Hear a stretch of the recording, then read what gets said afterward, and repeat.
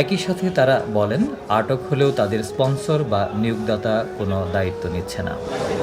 মনে করেন এটা মনে করেন খুব কষ্ট হতে আছে, বুঝছেন? হ্যাঁ, আমরা মনে করেন আমরা 2 দিন পর্যন্ত না খাই রয়েছি ভাই, বুঝছেন? আমাকে তো 10 টাকা 20 টাকা নিচে, বুঝছেন? আমাদের মনে করেন খাওয়ান টোন দেন। পুলিশ আমাদের অত্যাচার, বহুত জুলুম অত্যাচার করে।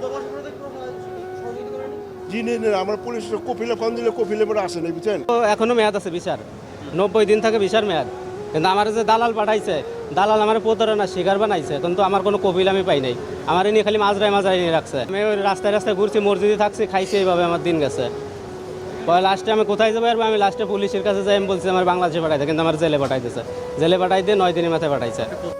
এদিকে প্রবাসী কল্যাণ ও বৈদেশিক কর্মসংস্থান মন্ত্রী ইমরান আহমদ জানিয়েছেন, ঢাকায় সৌদি দূতাবাসের শার্টস দ্য অ্যাফেয়ার্সকে ডেকে বিষয়টি জানানো হয়েছে।